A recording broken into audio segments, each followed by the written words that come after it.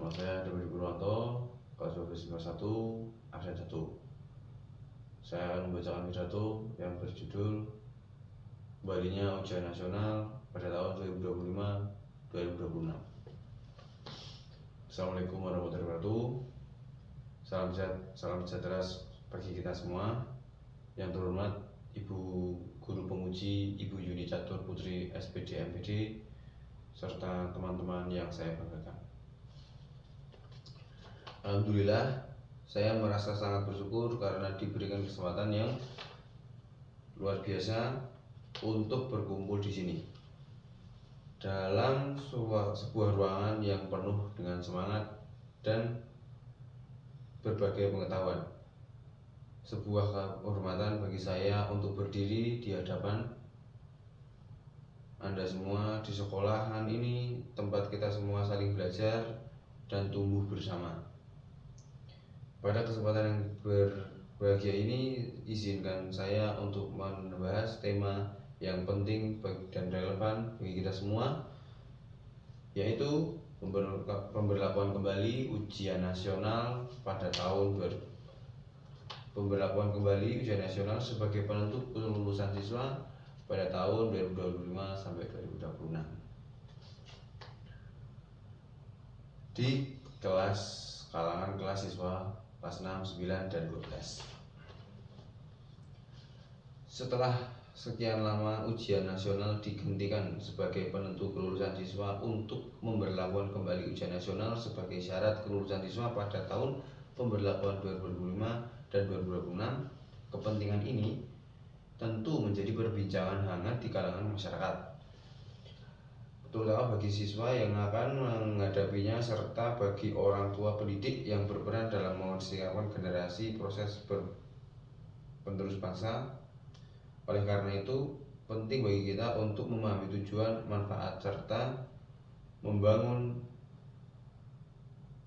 yang mungkin timbul dari pemberlakuan kembali ujian nasional itu.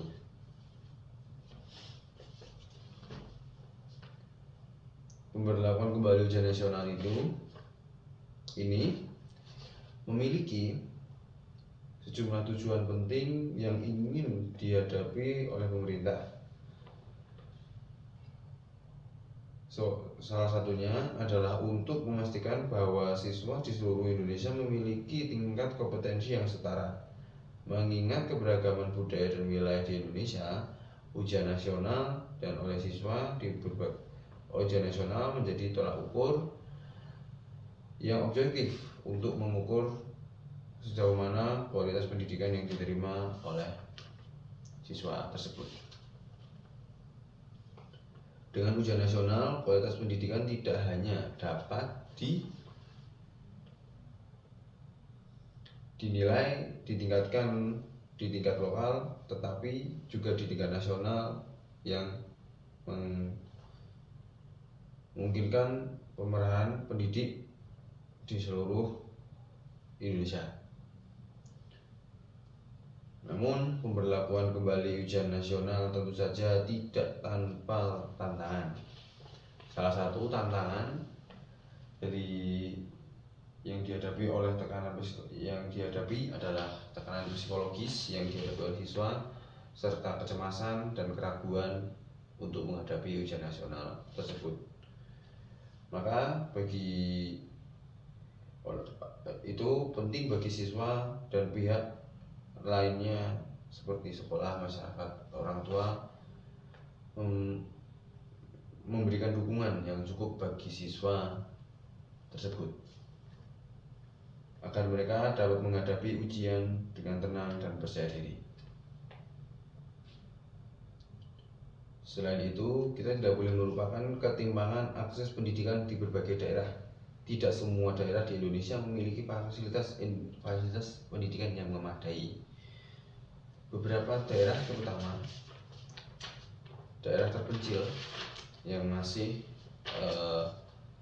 berkendala dalam hal sarana dan prasarana pendidikan dan kualitas pengajaran serta akses informasi dan ketidaksamaan ini bisa menjadi hambatan bagi siswa-siswa di daerah tertentu untuk dapat mengikuti ujian nasional dengan persiapan yang setara dengan siswa-siswa di kota besar.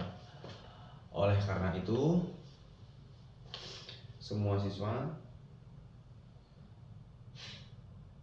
bahkan pemerintah, memastikan bahwa siswa memiliki kesempatan dan semua untuk mendapatkan pendidikan yang layak dan dapat mempersiapkan diri untuk menghadapi ujian nasional tersebut. Sebagaimana beberapa faktor pendidikan memberikan pandangan terkait kebijakan ini, seperti Dudung Abdurrahman, seorang pakar pendidikan dari Universitas Pendidikan Indonesia, yang di sana beliau mengatakan bahwa pendidikan harus berorientasi pada proses pembelajaran, bukan hanya sekedar hasil ujian-ujian nasional, harus dirancang untuk menemukan keberhasilan sistem pendidikan secara keseluruhan, bukan hanya berprestasi di individu. Hal inilah yang menyebabkan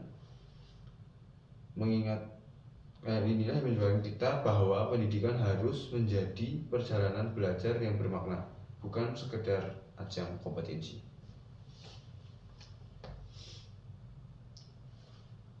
Pada akhirnya, kita semua berkomitmen untuk bersama-sama mensukseskan pemberlakuan ujian nasional sebagai salah satu syarat kelulusan.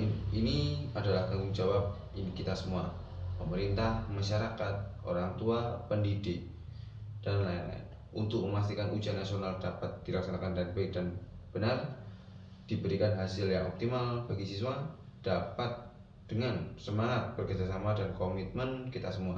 Saya yakin kita dapat mewujudkan pendidikan yang berkualitas di Indonesia dan menghasilkan generasi muda yang siap menghadapi tantangan di masa depan. Dengan demikian, pidato yang dapat saya sampaikan, semoga kita semua mendapatkan pencerahan dan mendapatkan segala ilmu yang saya sampaikan di dalam dunia pendidikan. Wassalamualaikum warahmatullahi wabarakatuh.